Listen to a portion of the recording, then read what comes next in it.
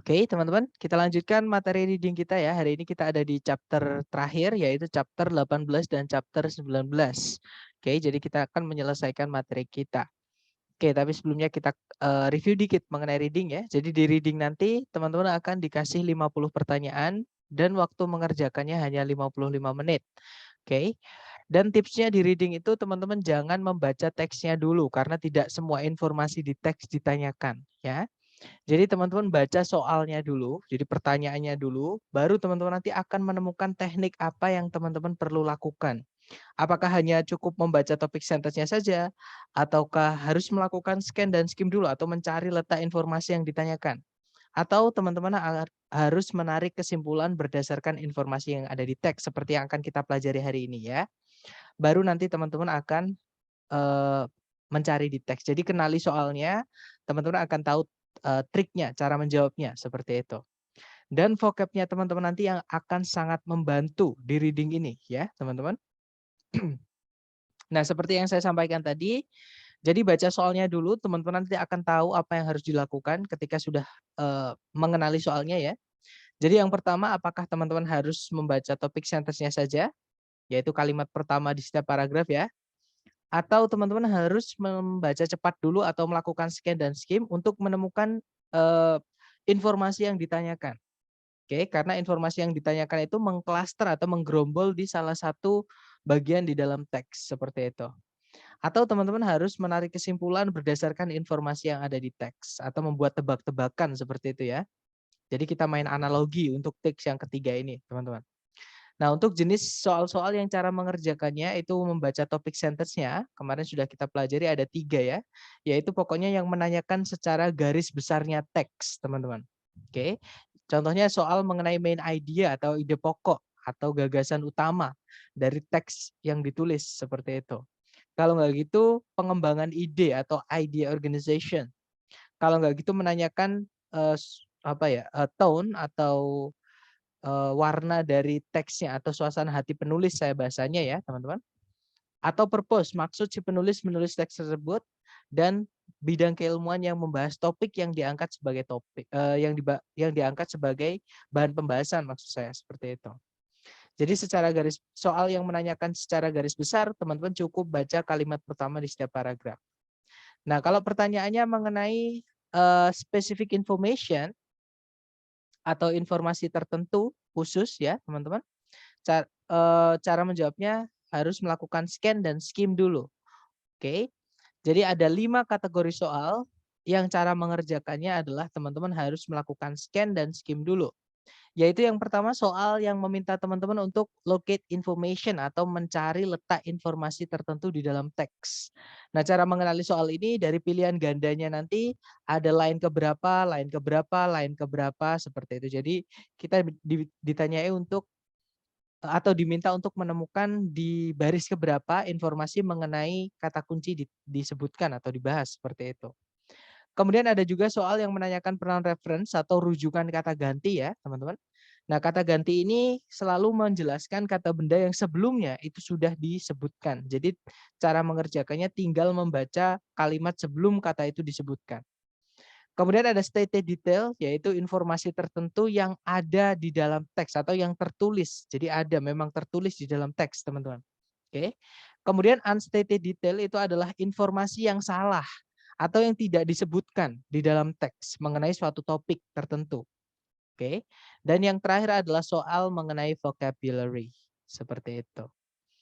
Dan hari ini kita akan belajar mengenai jenis soal apa aja yang cara mengerjakannya teman-teman harus menarik kesimpulan atau kita harus menggunakan analogi, teman-teman. Jadi eh,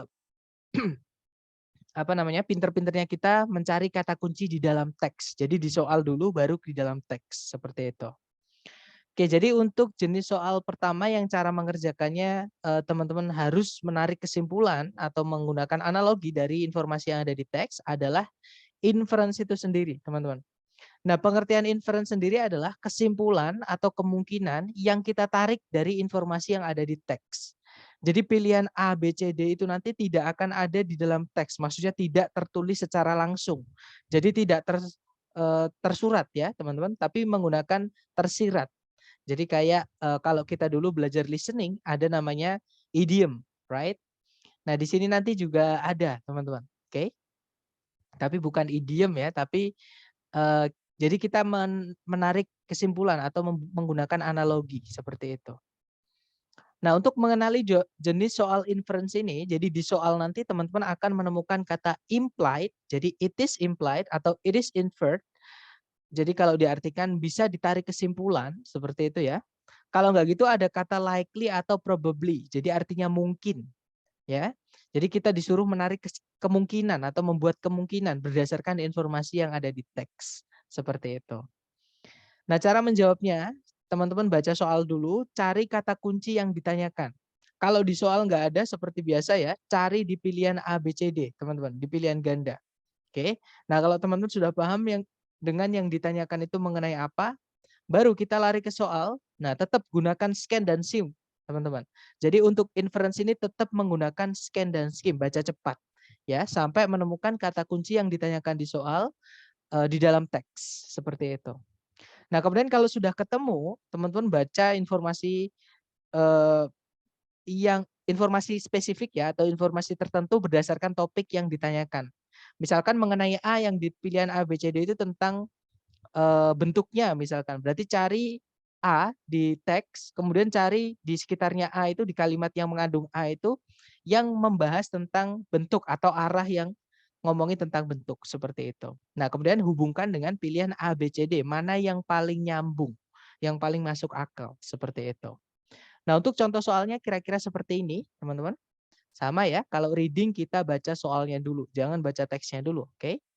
Di situ soalnya berbunyi, yang manakah di antara A, B, C, D berikut ini yang mungkin tidak atau yang mungkin bukanlah sebuah kata dalam bahasa Hawaii. Nah, ada kata mungkin, berarti kita disuruh menarik kemungkinan. Otomatis jawaban A, B, C, D tidak akan ada di dalam teks, teman-teman. Oke, karena kita disuruh membuat kemungkinan. Jadi kita membuat analogi. Nah, kata kunci di soal tadi adalah kata dalam bahasa Hawaii. Oke. Yang mana kata dalam bahasa Hawaii itu dibahas di paragraf 1. Kita baca paragraf 1. Oke. Nah, paragraf 1 berbunyi, bahasa Hawaii merupakan sebuah bahasa yang merdu, yang di dalamnya semua kata itu didapat atau dibuat ya dari susunan alfabet yang hanya terdiri dari 12 huruf saja. Nah, kalau bahasa Indonesia atau bahasa Inggris kita punya 26. Ya, tapi kalau di Hawaii cuma ada 12, teman-teman. Nah, 12 itu 5 vokal, jadi 5 huruf vokal A, I, U, E, O ya. Dan 7 huruf konsonan atau huruf mati, yaitu H, K, L, M, N, P, W. Oke, jadi R nggak ada dalam bahasa Hawaii. Oke, kemudian Y juga nggak ada. Ya, jadi hanya H, K, L, M, N, P, W konsonannya, teman-teman. Kemudian setiap silabel atau setiap suku kata di dalam bahasa tersebut, maksudnya bahasa Hawaii ya, berakhiran dengan huruf A, I, U, E, O. Dan 2 konsonan itu tidak pernah muncul bersamaan. Oke. Jadi vokal itu muncul lebih sering di dalam bahasa Hawaii dibandingkan bahasa Inggris. Nah, intinya tadi kita sudah dikasih petunjuk bagaimana cara menyusun kata dalam bahasa Hawaii. Tinggal kita cocokkan dengan pilihan A, B, C, D aja. Oke. Yang alfa, ma, ha, lo. Ada 3 suku kata ya. Ada ma, kemudian ha, kemudian lo. Setiap suku kata atau silabel itu berakhiran dengan vokal tadi ya, yaitu A, O. Kemudian konsonan tidak boleh ketemu bareng. Nah, di situ ada konsonan M, H sama L itu dipisah dengan vokal ya, A, O. Nah, otomatis ini mengikuti aturan dalam bahasa Hawaii. Oke, yang ditanyakan tadi adalah yang mungkin bukan ya. Berarti alfa bukan, teman-teman, karena dia termasuk dalam bahasa Hawaii. Maksudnya mengikuti aturan bahasa Hawaii. Kalau yang Bravo, mahi-mahi ada 4 suku kata, yaitu ma, kemudian hi, ma, kemudian hi. Setiap suku kata berakhiran dengan vokal, yaitu a, i, a, i. Oke. Kemudian konsonan M sama H-nya itu tidak pernah ketemu bareng, nggak pernah nempel. Pasti dipisah dengan konsonan. Nah, berarti yang Bravo ini juga mengikuti aturan dalam bahasa Hawaii ya. Nah, berarti bukan itu jawabannya, karena yang ditanyakan yang mungkin bukan kata dalam bahasa Hawaii. Kalau yang Charlie ada Meklea. Nah, ada huruf K sama L yang di garis bawah itu ya, teman-teman. K sama L itu dua-duanya konsonan. Sedangkan dalam bahasa Hawaii tadi, aturan konsonan tidak boleh ketemu bareng, tidak boleh muncul bersamaan, nggak boleh berduaan teman-teman konsonan ya. Berarti Charlie lah yang kemungkinan bukan kata dalam bahasa Hawaii karena dia tidak mengikuti aturan penulisan dalam bahasa Hawaii. Berarti jawabannya Charlie ya teman-teman. Kalau yang delta ada moana, 3 suku kata, ada mo, kemudian a, kemudian na. Setiap suku kata berakhiran dengan vokal yaitu o, a sama a. Kemudian huruf M sama N-nya itu tidak ketemu. Berarti dia mengikuti aturan bahasa Hawaii juga. Fix yang bukan mengikuti aturan bahasa Hawaii hanyalah yang Charlie. Ya sudah berarti jawabannya yang Charlie. Nah dari contoh soal ini, mungkin ada yang mau ditanyakan dulu dari teman-teman sebelum kita lanjut ke latihan buat teman-teman. Silakan teman-teman.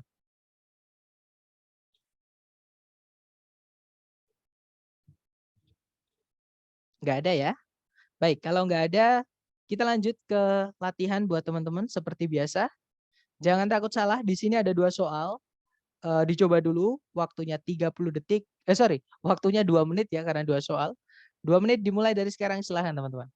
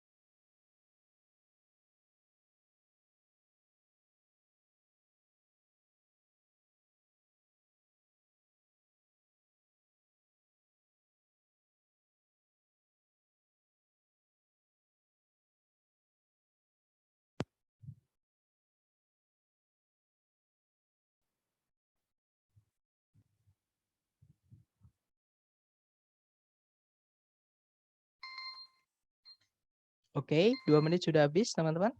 Yang sudah nemu jawaban boleh langsung dikirim di chat ya, sedapatnya dulu.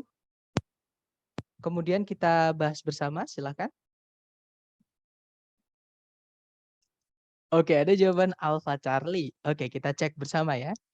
Di situ nomor 1 pertanyaannya adalah, bisa ditarik kesimpulan dari dalam teks bahwa seandainya sebuah kayak itu memiliki 2 lubang, maka berarti kata kunci teman-teman adalah lubang di kayak ya. Kalau ada 2 apa, kalau ada 1 apa, kalau misalkan ada lebih apa, seperti itu.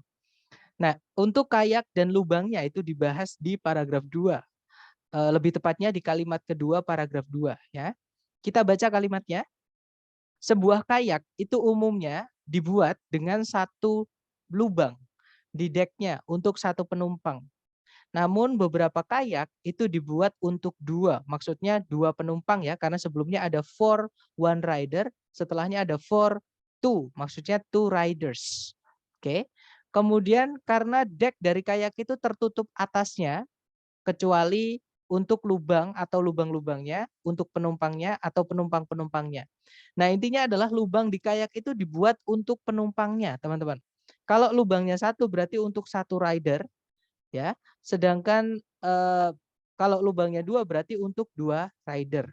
Jadi hubungan lubang dan hubungannya lubang dan jumlahnya itu dipakai untuk jumlah pengendaranya, ya. Ya udah kita cek A, B, C, D yang menyebutkan pengendaranya. Yang alpha, it accommodates two riders. Dia menumpang dua atau dia memuat dua pengendara. Nah, ketemu ya. Jawabannya adalah yang alfa, teman-teman. Jadi sambungannya lubang dengan jumlah lubangnya itu adalah dengan penumpangnya, seperti itu. Kalau yang Bravo kayak dengan dua lubang itu kurang stabil dibandingkan kayak dengan satu lubang. Tidak ada keterangan lubang itu untuk kestabilan, nggak ada ya, teman-teman. Bravo bukan. Kalau yang Charlie kayak dengan dua lubang itu sama besarnya dengan umiak. Nah, kalau teman-teman baca umiak itu disebutkan di paragraf terakhir, yang mana umiak itu bisa dibuat untuk mengangkut 10 hingga 12 penumpang. Jadi beda banget ya, teman-teman. Kalau kayak hanya 2, kalau umiak itu 10 sampai 12. Berarti ukurannya sangat beda jauh seperti itu. Berarti otomatis Charlie bukan. Kalau yang Delta kayak dengan dua lubang itu tidak bisa dipakai di laut. Nah, kenapa? Nggak ada keterangan ya di situ tadi apakah kegunaannya di laut atau di sungai, nggak ada keterangan, teman-teman. Berarti kita nggak bisa menyimpulkan yang delta. Oke? Berarti fix jawabannya adalah yang alfa. Ada sambungan lubang dengan penumpangnya. Seperti itu.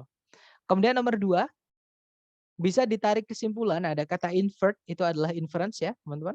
Dari dalam teks, bahwa sebuah contoh dari binatang-binatang yang disebutkan kemungkinan adalah. Nah, binatang itu disebutkan di kalimat terakhir, teman-teman. Kalau kita scan ya, sampai menemukan kata yang animal atau kata yang artinya sama dengan animal, itu disebutkan di kalimat terakhir. Kita baca kalimat terakhir. Jadi umiak, jadi beda pembahasan ya. Kalau tadi kayak, sekarang umiak, teman-teman. Umiak itu digunakan untuk menarik harta benda dari satu tempat camping menuju tempat camping yang lain atau jadi mereka nomaden ya, pindah-pindah tempat tinggal seperti itu. Dan umiak itu digunakan untuk berburu binatang-binatang yang lebih besar, yang terlalu besar untuk diburu menggunakan kayak. Nah, teman-teman tadi bisa bandingkan ya, kayak itu maksimal hanya untuk 2 orang. Oke, jadi paling besar ya seukuran 2 manusia lah seperti itu. Kemudian kalau misalkan umiak itu bisa untuk 10 sampai 12 penumpang. Jadi bedanya sangat kelihatan ya teman-teman besarnya. Jadi kita cek binatang yang terlalu besar untuk diburu menggunakan kayak di pilihan A, B, C, D. Ya. Yang alfa, a kangaroo, kanguru tidak mungkin kita berbulu kanguru di laut atau di air ya. Karena maksudnya tidak mungkin kita berbulu perahu, tidak mungkin kita berbulu kanguru menggunakan perahu karena perahu dipakai di air, kanguru hidupnya di darat. Berarti alfa bukan ya, teman-teman. Kalau yang bravo snake, seekor ular, sebesar-besarnya ular itu masih bisa ditarik dengan kayak ya, misalkan terlalu besar bisa ditarik di belakang atau misalkan menggunakan tali seperti itu masih bisa. Oke. Kalau yang Charlie a whale, seekor paus. Nah, sekecil-kecilnya paus ya, teman-teman kalau ditarik pakai kayak walaupun yang kayak ukuran 2 orang, yang ada kayaknya yang dibawa ke air. Oke, berarti ketemu. Jawaban untuk binatang yang terlalu besar untuk diburu menggunakan kayak itu adalah paus. Ya. Kalau yang delta a salmon, ikan salmon. Sebesar-besarnya ikan salmon masih bisa juga ditarik menggunakan kayak seperti itu. Atau dinaikkan ke atasnya masih bisa seperti itu. Oke, berarti binatang yang terlalu besar tadi adalah paus ya, teman-teman. Walaupun paus tidak disebutkan di teks, tapi kita bisa menyimpulkan. Itulah yang dimaksud dengan soal inference. Jadi kita menarik kesimpulan seperti itu, teman-teman. Oke, kita lanjut lagi ke nomor berikutnya ya. Jangan takut salah. Nah, di sini ada 3 soal, berarti waktunya 3 menit. Dimulai dari sekarang. Silakan teman-teman.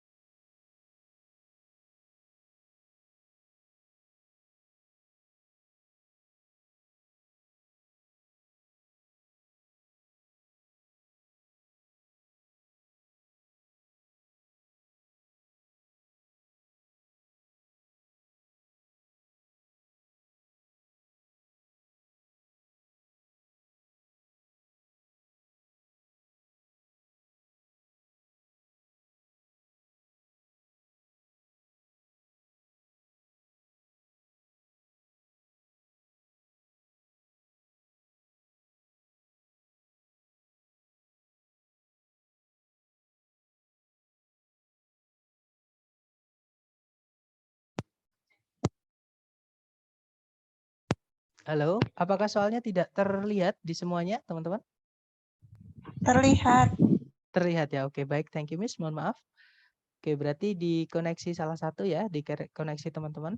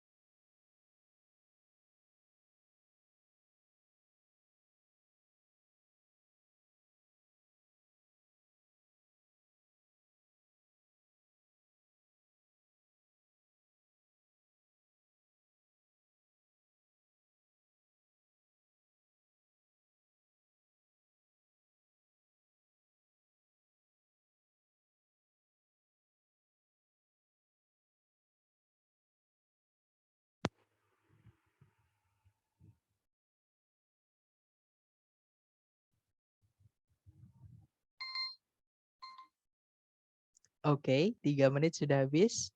Silahkan dikirim jawaban teman-teman dulu sedapatnya ya. Misalkan baru nomor 3 nggak apa-apa, dikirim aja teman-teman.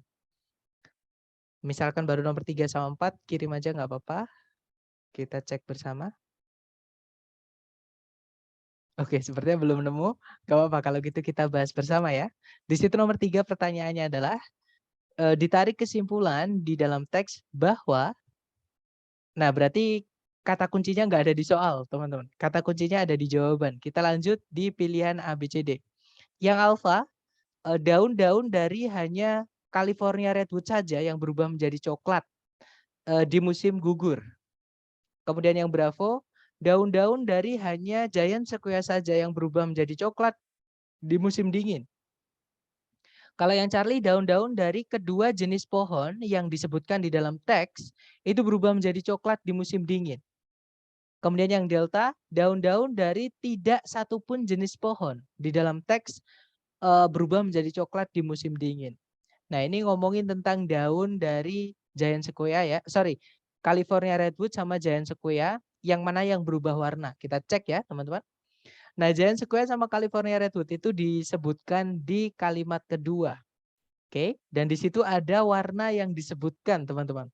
Oke, jadi kalau kita baca kalimatnya berbunyi, kedua jenis konifer atau tanaman perdu atau perundu, saya lupa teman-teman bahasa Indonesianya ya. Jadi konifer yang evergreen, evergreen itu artinya adalah selalu hijau atau awet hijau. Mereka tidak menggugurkan daun. Jadi selalu hijau ya.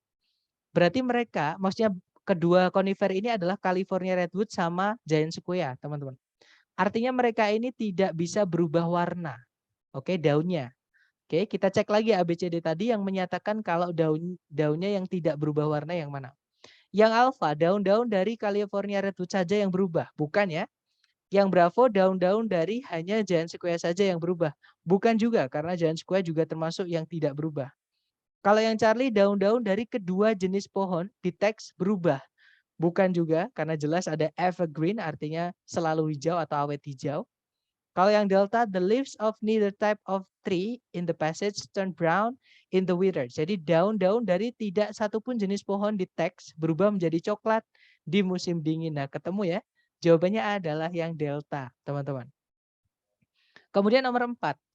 Bisa ditarik kesimpulan dari teks bahwa Sierra Nevada merupakan, nah Sierra Nevada itu disebutkan di kalimat terakhir paragraf 1. Kita baca kalimatnya. Jadi California Redwood itu ditemukan di sepanjang pantai utara dari California, ya, dari negara tersebut, maksudnya California. Sedangkan Giant Sequoia itu ditemukan di tengah daratan dan pada ketinggian yang lebih tinggi di sepanjang lereng barat dari Sierra Nevada. Nah, petunjuk satu-satunya mengenai Sierra Nevada ini dia punya lereng, teman-teman. Oke. Nah, kita cocokkan dengan pilihan A, B, C, D, mana yang memiliki lereng. Berarti itulah Sierra Nevada. Oke. Yang alpha a type of giant redwood. Sejenis pohon giant redwood. Bukan ya, pohon tidak memiliki lereng, teman-teman. Kalau yang Bravo, coastal community itu gerombolan pantai. Sama, pantai nggak punya lereng ya. Teman-teman, yang punya lereng itu adalah gunung. Namanya lereng gunung atau bukit seperti itu. Berarti Bravo bukan. Kalau cari a group of lakes, kelompok danau, bukan juga ya teman-teman. Kalau yang Delta, a mountain range, bukit barisan atau barisan gunung seperti itu. Nah ketemu ya yang punya slopes atau lereng.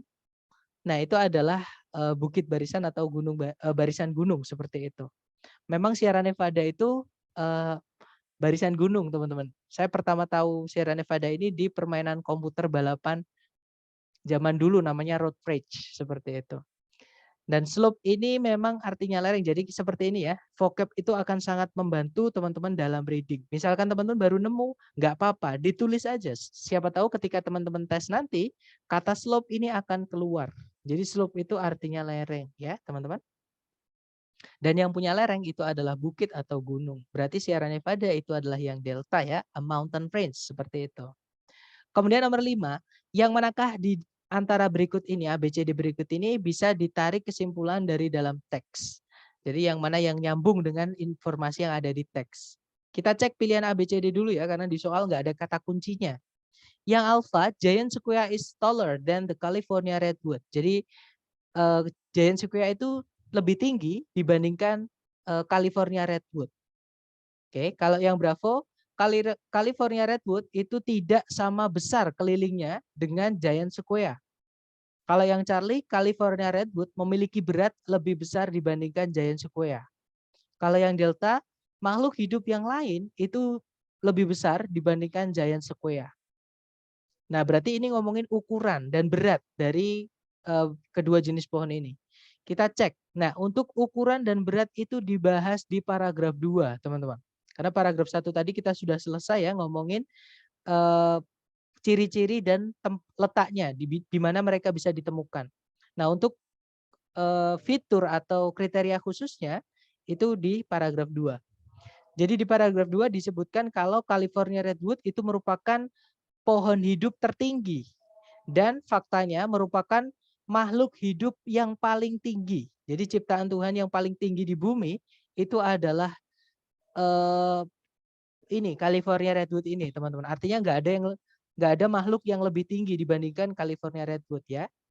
Kemudian kalimat kedua, ketinggian dari pohon redwood tertinggi di rekor itu adalah 385 kaki atau 120 meter. Oke, berarti yang alfa itu sudah salah ya teman-teman. Karena yang alfa bilang kalau giant sequoia itu lebih tinggi dibandingkan California redwood. Sedangkan di teks disebutkan kalau California redwood itu makhluk hidup tertinggi di bumi seperti itu. Oke, berarti alfa udah pasti bukan. Kemudian kita lanjut lagi, meskipun tidak sama tingginya dengan California redwood, dengan hanya ketinggian 320 kaki atau 100 meter, giant sequoia itu merupakan yang terbesar dan yang paling besar di antara makhluk hidup. Jadi walaupun bukan yang tertinggi, giant sequoia itu yang paling besar ya teman-teman, makhluk hidup. Kemudian giant sequoia itu memiliki ukuran lebih dari 100 kaki atau 30 meter. Itu keliling batang bawahnya atau batang dasarnya. Ya. Dengan ketinggian, weight itu adalah dengan berat lebih dari 6.000 ton. Nah, berarti California redwood itu makhluk hidup tertinggi, kalau giant sequoia itu adalah makhluk hidup terbesar. Seperti itu. Oke, kita cek yang alpha tadi sudah pasti salah ya. Kalau yang Bravo, California redwood itu tidak sama besarnya atau tidak sebesar giant sequoia kelilingnya, ada around-nya ya. Nah, berarti ketemu ya yang benar adalah yang Bravo, teman-teman. Karena tadi disebutkan kalau giant sequoia itu merupakan makhluk hidup yang terbesar, seperti itu. Kalau yang Charlie, California redwood itu memiliki berat lebih besar dibandingkan giant sequoia. Nah, tadi di teks ada berat 6.000, lebih dari 6.000 ton, tapi itu beratnya giant sequoia saja ya. Tidak disebutkan berapa beratnya California redwood. Jadi kita nggak bisa melakukan perbandingan jika salah satu variabelnya nggak ada. namanya perbandingan harus ada dua yang dibandingkan. Sedangkan di teks hanya ada satu keterangan atau variabel, ya, yaitu berat dari giant sequoia. Berarti Charlie nggak bisa ya, teman-teman. Yang delta makhluk-makhluk hidup yang lain itu banyak yang lebih besar dibandingkan giant sequoia. Nah, jelas salah karena dijelaskan tadi giant sequoia itu merupakan yang terbesar dan makhluk hidup terbesar di bumi, seperti itu. Oke, berarti jawabannya yang bravo ya, teman-teman. Oke, kita lanjut lagi ke nomor berikutnya. Nomor 6 sampai 8 membahas tentang permainan monopoli ya, teman-teman. Dicoba dulu waktunya 3 menit dimulai dari sekarang, silahkan.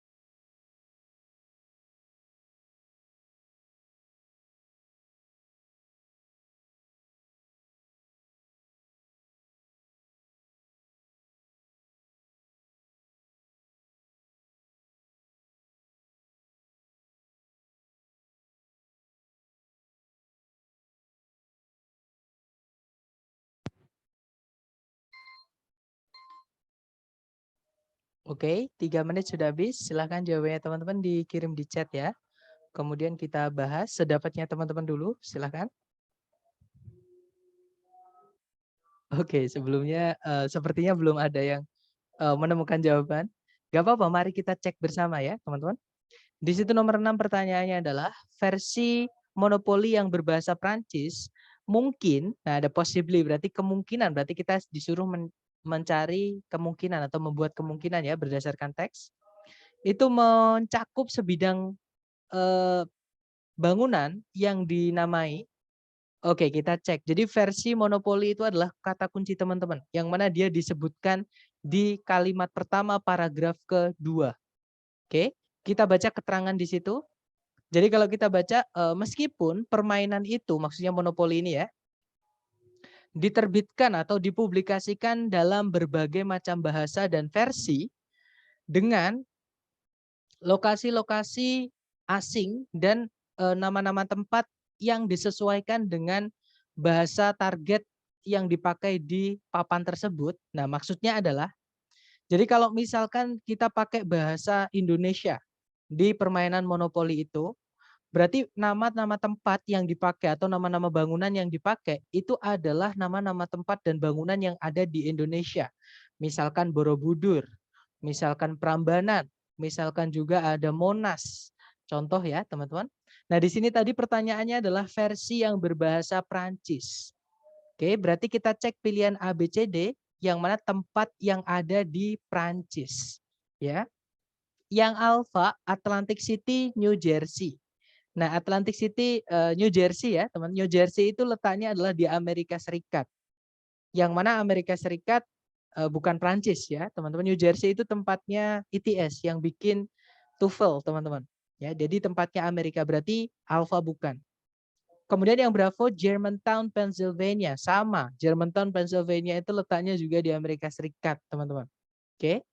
Yang Charlie, Boardwalk. Boardwalk itu nama tempat hiburan. Oke. Yang mana tempatnya juga di Atlantic City, New Jersey. Oke, berarti Charlie juga bukan, tempatnya di Amerika Serikat juga. Yang ditanyakan adalah yang versi Prancis. Jawabannya adalah yang Delta ya, teman-teman. Yaitu Eiffel Tower atau Menara Eiffel. Oke, berarti nomor 6 jawabannya adalah Delta. Kemudian nomor 7, bisa ditarik kesimpulan bahwa Daro itu memilih Atlantic City sebagai settingan awal monopoli karena, nah kata kunci teman-teman adalah Daro dan settingan awal monopoli. Yang mana itu di kalimat lanjutannya tadi teman-teman informasinya ya. Kita baca. Jadi di situ disebutkan permainan itu atau monopoli itu ditemukan di tahun 1933 oleh Charles Darrow. Di masa puncak-puncaknya The Great Depression. Nah, The Great Depression itu peristiwa sejarah, teman-teman. Itu adalah resesi besar-besaran. Jadi krisis moneter besar-besaran ya di barat. Jadi di Eropa dan di Amerika Serikat sana. Oke. Yang mana Darrow yang aslinya atau yang berasal dari Germantown, Pennsylvania, dia sendiri juga menganggur alias tidak punya kerjaan di masa-masa kesulitan finansial itu. Kemudian dia mengatur permainan originalnya atau permainan aslinya awalnya itu tidak seperti yang diduga-duga di rumahnya atau di kota aslinya yaitu Germantown, tapi malah di Atlantic City. Jadi settingan monopoli awal itu malah di Atlantic City. Oke, kenapa? Karena Atlantic City, New Jersey ini merupakan situs dari berbagai macam vacation, itu tempat-tempat liburan sebelum masa depresi, teman-teman. Oke, di mana sebelumnya dia itu pernah berjalan di sepanjang boardwalk sama mengunjungi Park Place di New Jersey. Oke, nah berarti kita cek ABCD yang mana yang ada hubungannya dengan informasi tersebut. Yang alpha, it brought back good memories karena Atlantic City itu membawa kenangan-kenangan yang indah atau kenangan-kenangan manis ya, maksudnya kenangan manis sebelum masa depresi. Oke. Nah, ada hubungannya yang alfa. Kita tahan dulu ya yang alfa. Kalau yang Bravo keluarganya berasal dari Atlantic City. Bukan ya, teman-teman, jelas-jelas Darrow itu asalnya dari Germantown. Oke, jadi mereka aslinya dari Germantown, Pennsylvania, bukan Atlantic City. Kalau yang Charlie, orang-orang dari Germantown mungkin bakalan marah jika dia menggunakan Germantown. Sama sekali tidak ada yang membahas tentang orang-orang Germantown ya, teman-teman. Dan tidak ada di teks yang kira-kira bisa membuat orang-orang Germantown marah. Jadi Darrow itu memilih Atlantic City, di situ keterangannya karena Atlantic City itu banyak sekali tempat-tempat liburan sebelumnya, maksudnya sebelum masa depresi seperti itu. Oke, berarti Charlie bukan. Kalau yang Delta, Atlantic City itu lebih besar dibandingkan Germantown. Nah, sama sekali tidak ada yang membahas ukuran di situ ya, teman-teman. Jadi jawabannya berarti yang alfa untuk nomor 7. Jadi hubungannya adalah di tempat-tempat bagus atau yang mengingatkan mereka mengenai senang-senang ya sebelum masa depresi seperti itu. Oke, kita lanjut ke nomor 8. Parker Brothers itu mungkin, nah kata kunci teman-teman adalah Parker Brothers. Kita disuruh menarik kesimpulan atau kemungkinan mengenai Parker Brothers yang mana dia disebutkan di kalimat terakhir. Oke, teman-teman. Jadi kalimatnya berbunyi, Darrow itu membuat permainan-permainan awalnya itu dengan tangan alias manual ya. Dan menjualnya hanya secara lokal saja. Jadi di daerah Germantown saja. Sampai akhirnya Parker Brothers, nah ini nama karena awalnya huruf-hurufnya besar ya teman-teman. Sampai akhirnya Parker Brothers itu membeli hak-haknya, entah itu hak milik, hak cipta, hak copyright itu ya, hak apa namanya, untuk mengcopy seperti itu, atas monopoli di tahun 1935 dan mengambil langkah pertamanya menuju produksi massal hingga saat ini. Oke, berarti intinya adalah Parker Brothers ini dia membuat permainan. Jadi dia adalah sebuah perusahaan yang membuat dan menjual mainan seperti itu. Oke, kita cek ABCD. Yang Alpha Real Estate Company, perusahaan penjualan tanah dan bangunan, bukan ya teman-teman. Kalau yang Bravo, a game manufacturing company, perusahaan pembuatan game. Nah, ketemu. Jawabannya adalah yang Bravo, ya teman-teman. Kita lanjut lagi. Nah, ternyata sudah habis untuk jenis soal pertama yang cara mengerjakannya adalah dengan menarik kesimpulan, yaitu inference itu sendiri, teman-teman.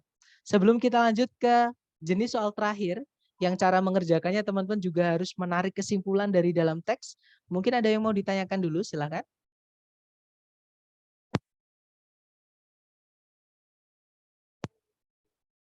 Nggak ada ya, teman-teman? Baik, kalau nggak ada, mari kita lanjut ke jenis soal transisi. Jadi soal terakhir yang cara mengerjakannya menggunakan menarik kesimpulan dari informasi yang ada di teks itu adalah transisi, teman-teman. Nah, transisi itu apa sih? Transisi itu adalah penyambung antar paragraf. Oke, atau perpindahan topik di paragraf. Jadi setiap paragraf, teman-teman, itu pasti ada yang menyambungkan. Tidak mungkin paragraf 1 dan paragraf 2 nggak ada sambungannya. Tiba-tiba loncat gitu nggak mungkin, teman-teman. Oke, karena dalam penulisan itu harus ada unsur kohesi sama koherensi.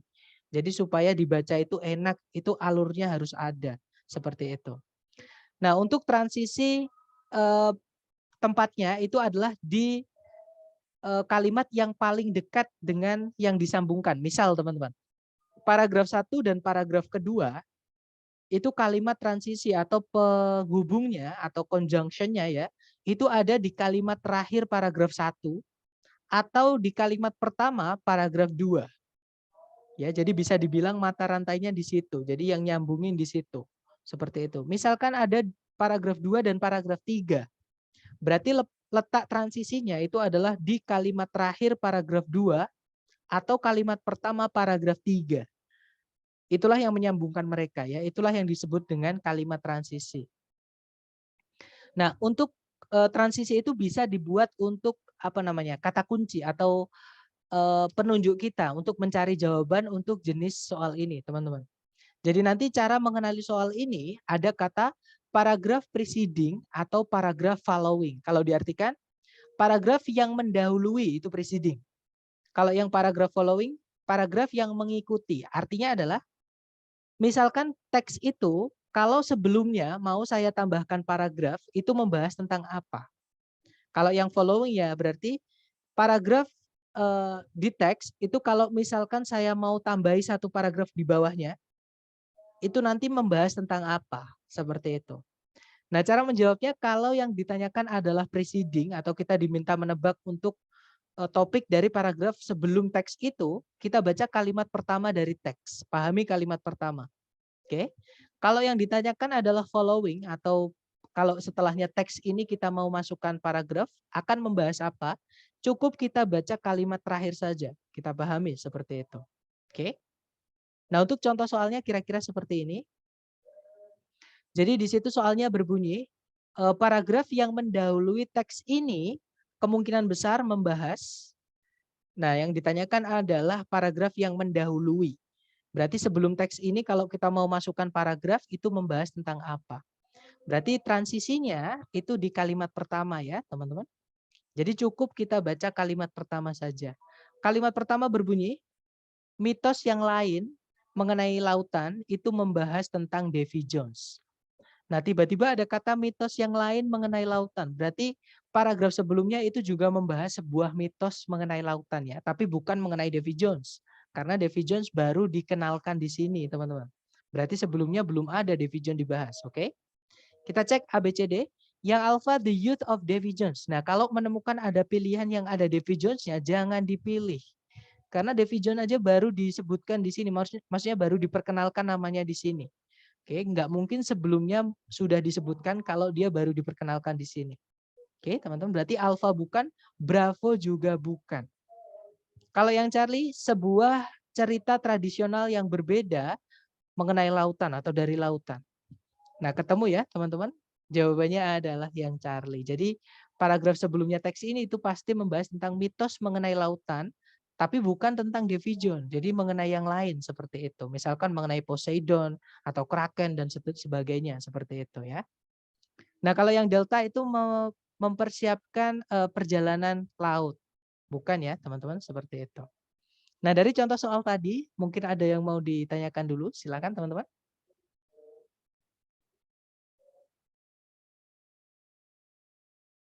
Nggak ada ya? Baik, kalau nggak ada, mari kita lanjut ke latihan soal. Di sini ada 2 soal, jangan takut salah. Berarti waktunya 2 menit dimulai dari sekarang. Silakan teman-teman.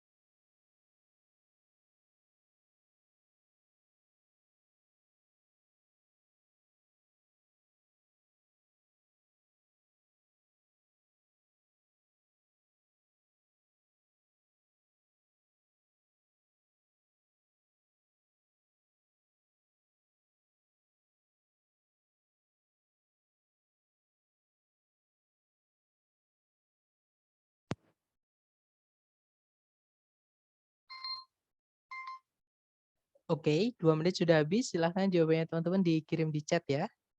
Baik, ada jawaban alpha alpha, ada juga alpha delta, dan alpha Charlie ya. Oke, kita cek bersama teman-teman.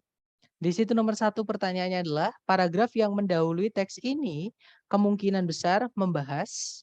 Nah, karena yang ditanyakan adalah mendahului, berarti kita baca kalimat pertama ya.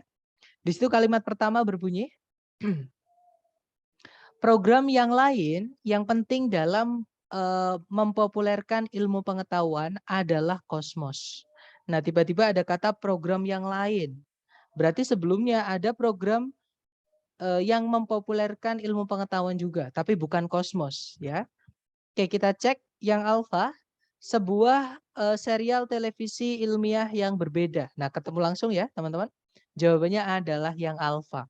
Kalau yang Bravo, Carl Sagan Scientific Achievement itu pencapaian ilmiahnya Carl Sagan. Nah, Carl Sagan ini siapa nggak tahu. Karena di kalimat pertama belum ada di situ. Berarti kita nggak bisa masukkan yang Bravo ke paragraf sebelumnya. Nanti loncat. Ya, teman-teman, nanti idenya nggak smooth, nggak apa, koheren, nggak kohesif seperti itu. Kemudian yang Charlie, Pulitzer Prize won by Carl Sagan. Sama, Carl Sagan ini siapa? Kita nggak tahu ya. Kalau yang Delta Public Television itu televisi publik atau televisi umum. Nah, bukan membahas tentang televisinya, tapi membahas tentang programnya ya, yang penting dalam mempopulerkan ilmu pengetahuan. Salah satunya namanya Kosmos seperti itu. Oke, berarti bukan yang Delta fix, jawabannya yang Alpha, teman-teman. Kalau yang 2, paragraf yang mengikuti teks ini atau setelah teks ini kemungkinan besar mengandung informasi mengenai apa. Nah, berarti kita cukup baca kalimat terakhir saja. Oke, transisinya letaknya di situ, mata rantainya ya. Nah, kalau kita baca penulis utamanya dan sutradara dari program itu adalah Carl Sagan. Nah, baru di sini dikenalkan Carl Sagan, ya. Seorang astronomer terkemuka dan penulis yang memenangkan penghargaan Pulitzer. Oke, kita cek teman-teman. Yang alfa berarti paragraf setelahnya ini ngomongin tentang Carl Sagan ya, supaya tidak loncat seperti itu. Kalau yang alfa popularitas ilmu pengetahuan. Nah, nanti loncat.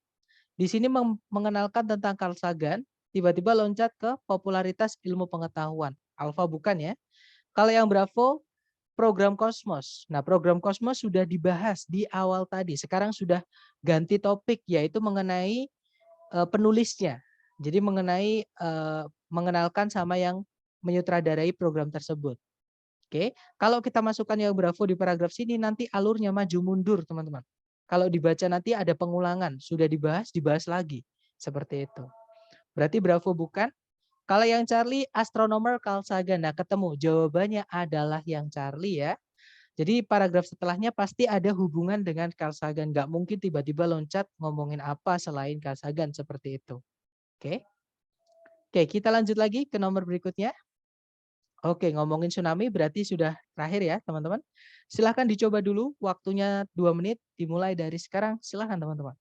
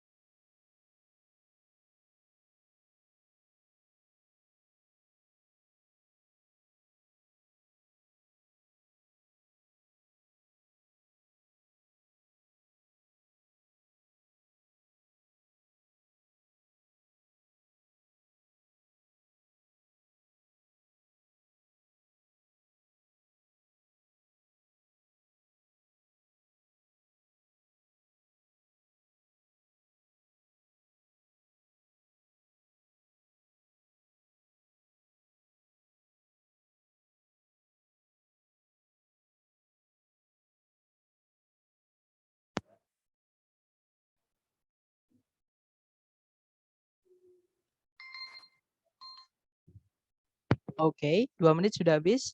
Silahkan jawabannya teman-teman dikirim di chat ya. Kemudian nanti kita akan bahas bersama. Silahkan teman-teman. Oke, sepertinya belum ada jawaban. Gak apa-apa, kita bahas bersama, oke?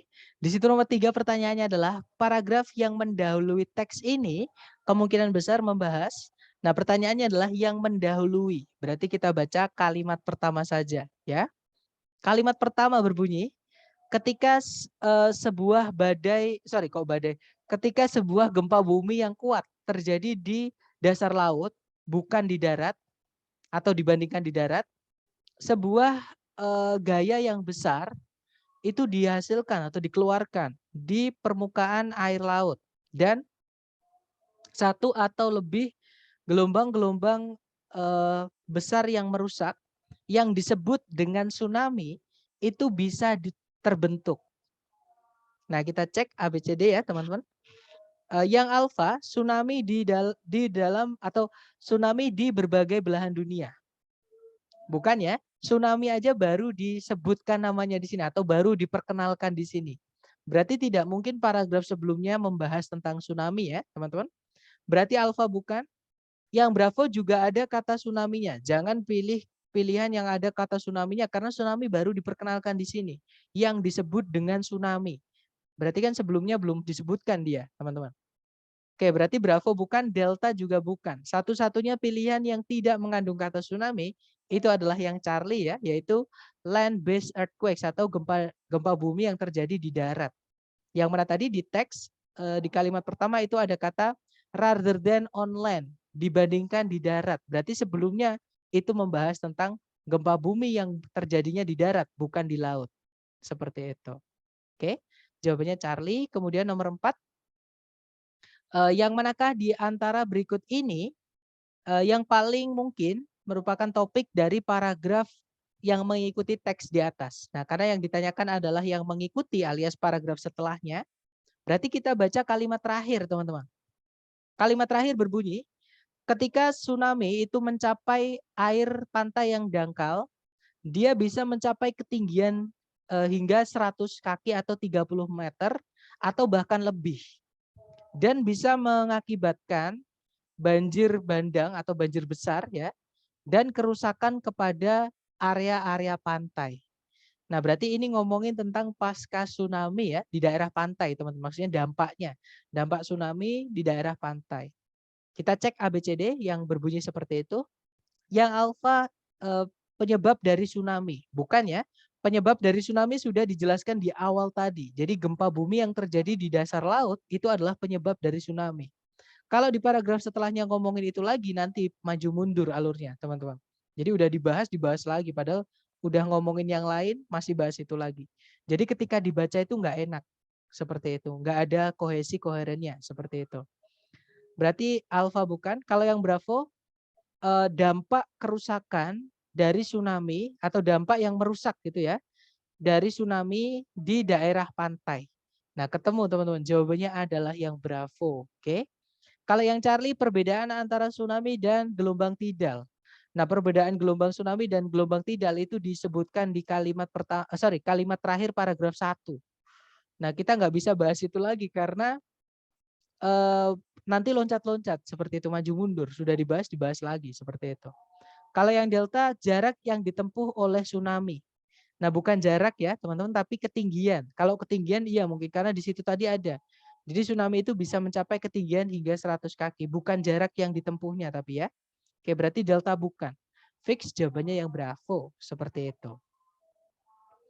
Nah, itu tadi adalah materi terakhir untuk reading, teman-teman, yaitu teknik terakhir yang dipakai untuk mengerjakan soal reading, yaitu membuat kesimpulan atau menarik kesimpulan dengan menggunakan analogi berdasarkan informasi yang ada di teks.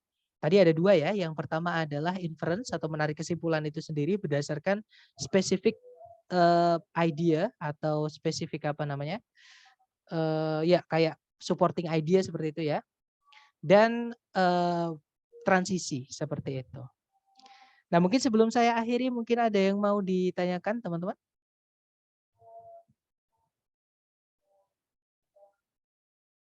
Nggak ada ya?